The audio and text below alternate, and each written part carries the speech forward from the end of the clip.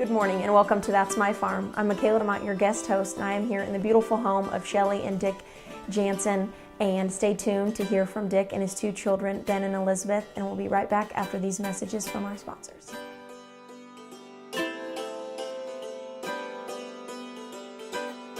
Closed captioning brought to you by Ag Promo Source. Together we grow. Learn more at agpromosource.com. That's My Farm. It's brought to you in part by Tallgrass Commodities. Big enough to serve, small enough to care. Good morning and welcome back to That's My Farm. I'm here with Dick Jansen. And first off, Dick, talk to me a little bit about the history of Green Garden Angus. Well, the early history really dates back to 1884 when Harm Jansen bought the west half of Section 31 in Green Garden Township and moved his family of 10 children to the Green Garden community in Ellsworth County. And this is where he grew up farming. And in 1910, L.C. Jansen, who was my grandfather, bought out the rest of the children. He actually fed out cattle and drove them down to the UP stockyards in Lorain, and they shipped out a carload of fat cattle every year to Kansas City, and he would go into Kansas City and sell them. So we grew up with commercial Angus cows up until 1932, and my dad bought some registered Angus cows. So really the cattle have been in the family since the very beginning. We were a family farm with Angus cows, about 30 to 40 head of cows. Then in 1964, I graduated from Kansas State University. And I had spent a lot of time with Dr. Good, who was my judging team coach, and Miles McKee, who was at that time head of the beef barns at K-State. And they really got me, I really got interested in the genetic side of breeding cattle. And I decided I wanted to be a seed stock producer. So I came back to the farm, and we needed to have a lot more volume than 30, 40 head of cows. And my brother got out of the Army at the same time, and we became partners, and we grew from that 30 head, and we rented ground for a long time. Then we split our partnership in 1970, I think. And I continued with this place here, and with the good fortune, I married Shelley Marie in 1974, and she made us spend less than we made. That's the goal. And with this 240, at that time, we moved from 50 head of cows, and today we run about 350 head of mother cows. All right. Thank you, Dick. And we'll be back after these messages from our sponsors.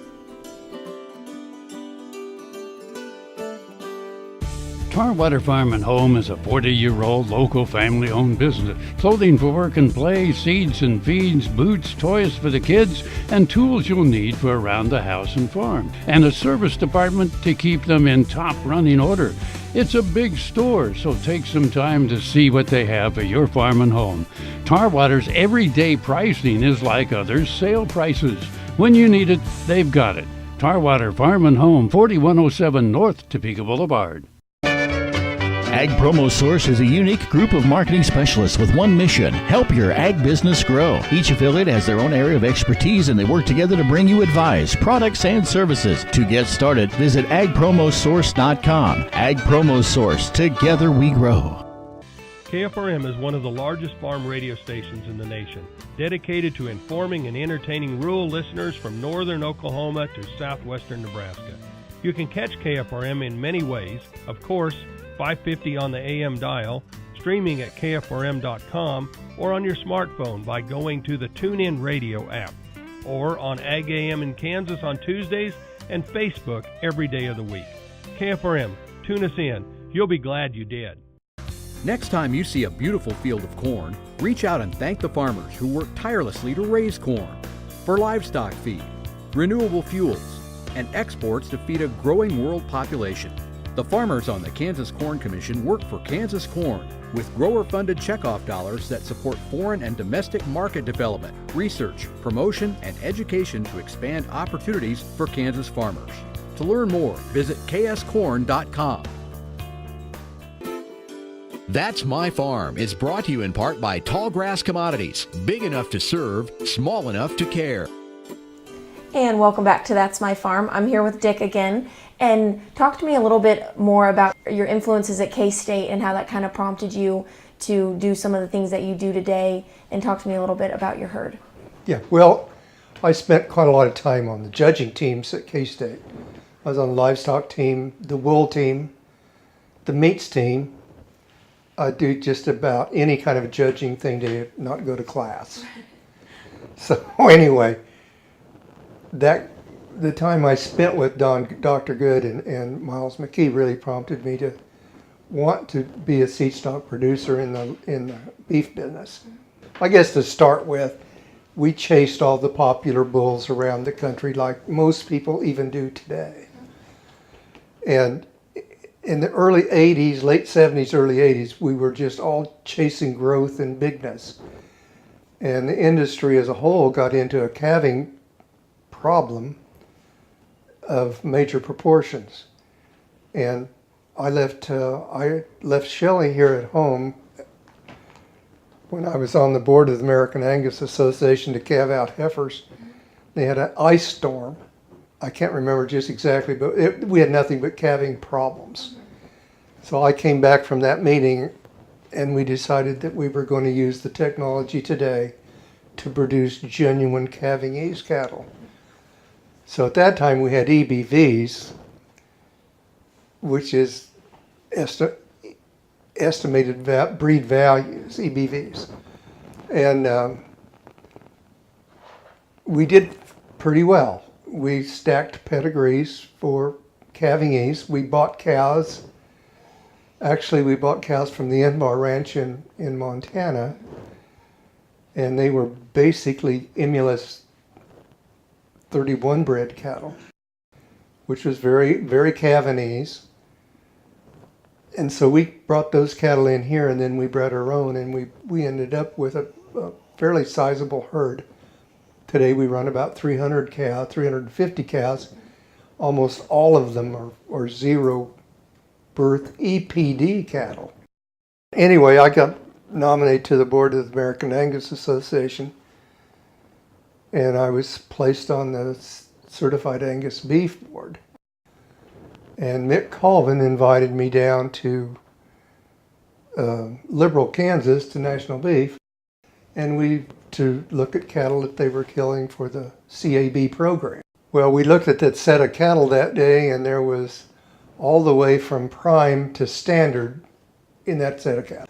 And so on the way back, Mick and I were talking about it, and we thought we surely could do better than that.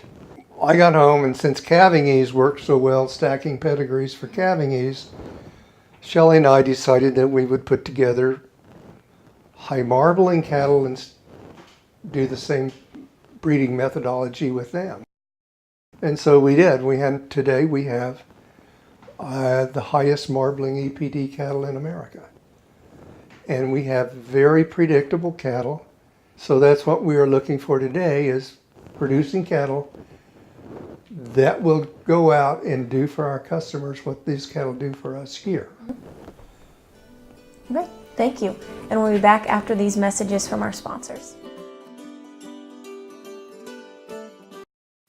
Valley Vet Supply is devoted to providing information and professional quality products at reasonable prices. Valley Vet Supply. My name is Bill Meredith, and I farm about 7,000 acres. We raise about 150 head of longhorn cattle.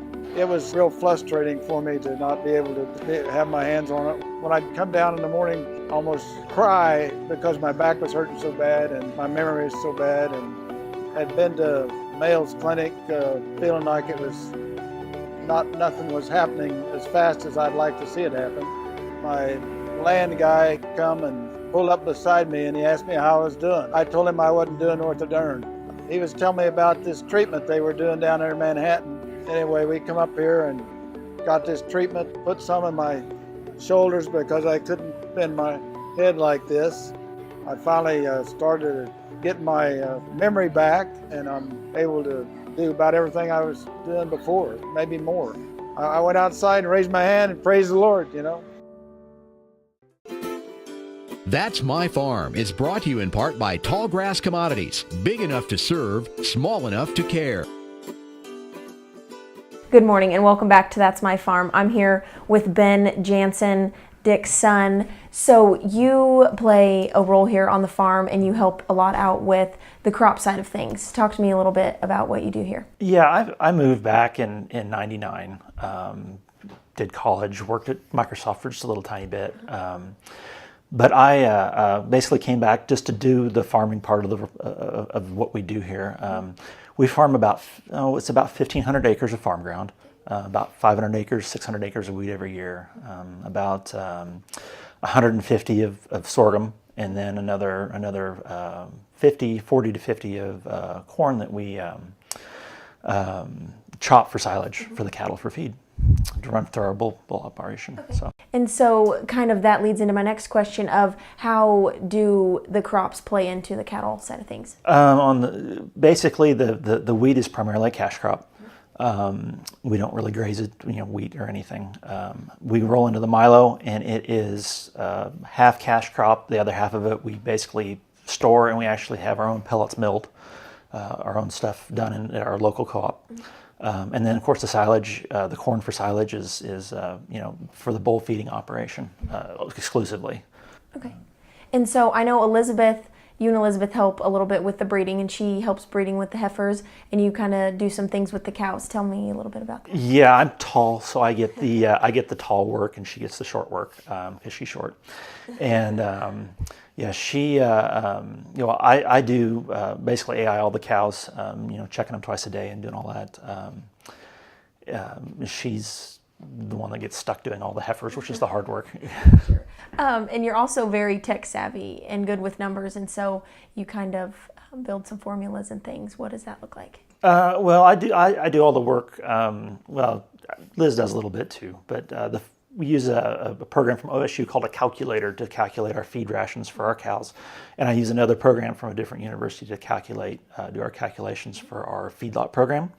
And they're just, we do what everyone else does. You go get all your samples in and you get your information back and cram it into the program and see what you have to get where you want to be. So. Sure. And then kind of beyond some of those specific laid out duties, what are some other things you help with around? Oh, I am kind of the general maintenance engineer. If it's broken, I get to fix it. So we have several spring tanks. We actually maintain our own wells. We switched to solar wells. In several of our pastures, and we've got it to the point where we're basically doing our own maintenance and repairs and pulling wells and fixing solar panels and stuff like that. Thank you, and we'll be back after these messages. Hi, I'm Kim Mandring with Hardy Insurance. I'm here to help you with all of your farm and ranch needs. When it comes to protecting your operation and your family, you need a name you can trust at a price you can afford. Call me today or visit hardyaviationins.com. Sure Crop Fertilizers was started by my father, Don Sherman, and my mother, Shirley Sherman. Family business that started in the 80s. We predominantly focus on plant nutrients and what we can do to give growers better responses with the fertilizer dollars that they do, and what we can do to make those things work better for that grower. We're based out of Seneca, Kansas. We work with growers in their soil analysis to figure out what they need, and then we can put those in a blend that gives them the best results, and so that we can deliver that direct to their farm so that they have those nutrients where they need them, when they need them, and so that they can apply them in a manner that's very efficient to them and works well in their planting systems and what they're doing. Sure Crop Fertilizers has been around for a long time. We always say we're big enough to take care of everything you need, but we're small enough to do it quickly. You can get a hold of us at 1-800-635-4743. Our website is surecropfertilizers.com, and you can always email me at Corey@SureCropFertilizers.com, and with any questions you have, and we're glad to answer and work with you. That's My Farm is brought to you in part by Tallgrass Commodities. Big enough to serve, small enough to care. Good morning and welcome back to That's My Farm. I'm here with Elizabeth Perkins, Dick and Shelley's youngest daughter, to talk a little bit about some of the genetics here. So take me along the journey of all the genetic testing and things you guys have done here. Well, we started out late in the 90s, early in the 2000s with the Gene Star program. And we did profiles on all of our herd bulls and our best cows, what we thought were our best cows, and that actually helped us make some of our selections. And then from there we progressed to the identity profile. And then when the American Angus Association transitioned to the Zoetis and the 50K and the 50KI, we went along with that transition. And now we are looking forward to moving on to the Angus specific DNA testing that's going to be available through the association here in November of 2017. And to give us some more genetic selection tools. As my father touched on, we have done a lot of breeding like to like over the years. And that is what we have based our modern program on. And the DNA just gives us another layer to use to make our cattle selections and to provide our customers with what we believe they're going to need in the future and what they want right now. So what are some other things that you're in charge of here on the farm? Mostly I am in charge of the office and I do all of our advertising, both print and online. Other things are that I breed all the heifers. And I'm also in charge of our summer help, which since my brother was in junior high, we have had, I tend to call them the boys of summer. We've had a couple of girls here and there, but we usually have at least 2 to 6 guys in the junior high, high school, into college range that come out and they help. And we have had them do everything from pick musk thistle and cut down little cedar trees to learning how to build fence. They also help us work the cattle. Those are their favorite days. They definitely show up if I let them know we're doing cattle. In the last few years, if I don't tell them what's going on, they tend to be a little bit leery because they don't know what we're going to get into because we clean everything on the farm and all of that. And they also help us pull blood for our DNA. And they just have become a really integral part of some of the projects that we do. For the last probably 5 or 6 years, we have a dinner where we go ahead and we cook them steaks and they get to see and taste what we really produce here. And that universally is their favorite day of the year. Beyond your summer help, you have a full-time gentleman here that works. Tell me a little bit about that. We have our full-time hired hand is Joel Bunch, and he started working here in 2015. And he has worked out really well. He has 5 kids and they run the bull farm for us where we have our grow safe system and feed out all of our bulls, and also where we have our kill pen, which is our animals not suitable for breeding that we run through our local packing plant. And also we have in the last couple of years started sending a truckload down to National. And his kids have done a phenomenal job helping tame down all the animals. So they get used to people of all sizes and being as loud as children can possibly be. And they have a blast going and helping their dad with everything. We also have my husband that came in 2015 who does a lot of the day-to-day cattle stuff and keeps an eye on everything, and he tags all the animals on the place. And I will say that he keeps up with the calf tagging better than we have since Dad got out and did it, which is something that is pretty fun for him. Absolutely. Thank you so much, Elizabeth. And we'll be right back after these messages from our sponsors.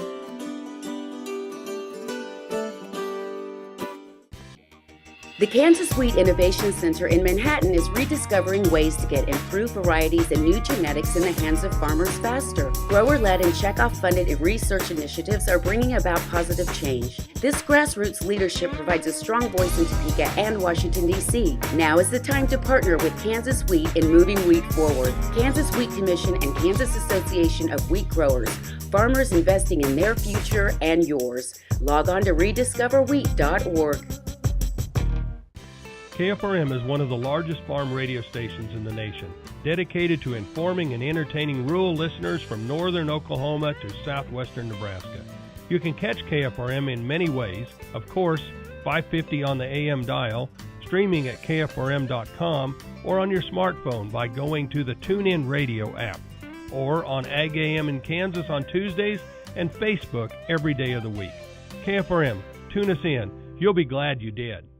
As fourth-generation farmers themselves, Heinen Brothers Ag Service understands the risk and rewards of farming. So when it comes to quality aerial and ground application, fertilizer, ag chemicals, and anhydrous ammonia, call Heinen Brothers Ag today, 800-760-4964. Hi, I'm Kim Mandring with Hardy Insurance. I'm here to help you with all of your farm and ranch needs. When it comes to protecting your operation and your family, you need a name you can trust at a price you can afford. Call me today or visit hardyaviationins.com. That's My Farm is brought to you in part by Tallgrass Commodities. Big enough to serve, small enough to care. Good morning and welcome back to That's My Farm. So to start off, Dick, you guys sell 100 of your best bulls the first Monday in April, and you're coming up on your 59th year. Talk to me a little bit about how you get your bulls ready for the sale and what you do to prepare them. Things have really changed over time. Today we do a lot of technology, DNA, a lot of paperwork.